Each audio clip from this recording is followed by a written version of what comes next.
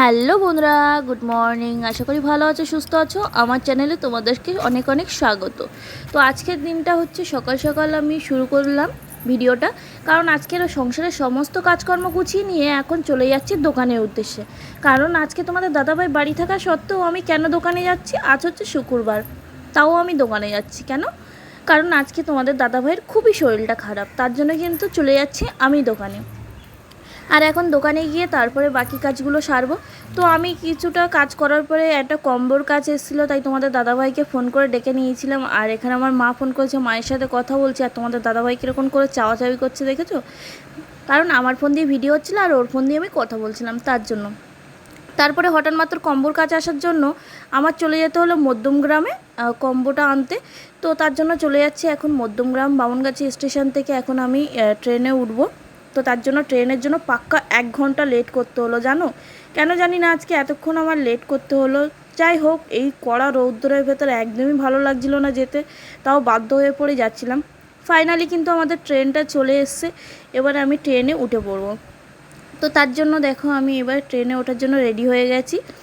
আর একদম ফাঁকা ছিল ট্রেনটা, কোনো অসুবিধা হয়নি, খুব ভালোভাবেই যেতে পেরেছি আমি। তো যাই হোক, পৌঁছে গেছিলাম আর কম্বো নিয়ে চলে গেছিলাম সোজা মায়েদের বাড়ি, মানে আমার বাপের বাড়ি। গিয়ে সেখানে গিয়ে খাওয়া দাওয়া করে একটু রেস্ট নিয়ে নিচ্ছি, কারণ আবার আমার 4টের দিকে বেরিয়ে আসতে হবে শ্বশুরবাড়ির উদ্দেশ্যে। কারণ যেহেতু কম্বোটা নেওয়া হয়ে গেছে, কম্বোটা সেট করে আজকেই দিতে হবে, তার জন্য। আর আমার মুখ চোখের অবস্থা দেখেই বুঝতে পারছো কতটা আমার কষ্ট হচ্ছে, কিন্তু কী করবো বলো, সব কিছু বাদ দিয়েই আমাদের এগিয়ে যেতে হবে। তো ফাইনালি চলে এসেছিলাম গঙ্গানগরে, মানে আমার বাপের বাড়ি যেখানে, গঙ্গানগর মোড়ে এসে দেখি এখানে মারপিট হচ্ছে। তো কী নিয়ে হচ্ছে আমি ঠিক জানি না, তাও আমি ভিডিও করে তোমাদের সাথে শেয়ার করে দিলাম এই মুহূর্তটা। একে অপরে কলার ধরে টানছিল, ইট ধরে ছোড়াছুড়ি করছিল, দুটো গাড়ি এক জায়গায় দাঁড় করে এরকম অশান্তি করছিল। যাই হোক, সেসব সাইডে রেখে চলে গেছিলাম মিষ্টির দোকানে, কারণ মা আমার জন্য রসমালাই কিনবে, তার জন্য। তো এখান দিয়ে একটা করে রসমালাই খেয়ে নিলাম। দেখতেই পাচ্ছ আমার মা আমাকে রসমালাই দিচ্ছে আর আমি মাকে বকা দিচ্ছি। আমি বলছি আমি ভিডিও করব তারপরে। আর এই দেখো মা আমাকে গঙ্গানগরে দিতে এসেছিলো।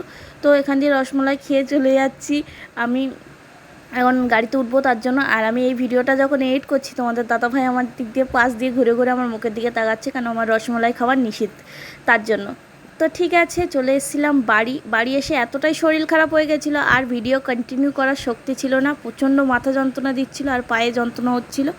জানি না আজ কয়েকদিন আমার কি হয়েছে, প্রচুর পায়ের তলাটা ব্যথা দিচ্ছে। যাই হোক, সব কিছু বাদ দিয়ে এখন তোমাদের সাথে গল্প করা যাক।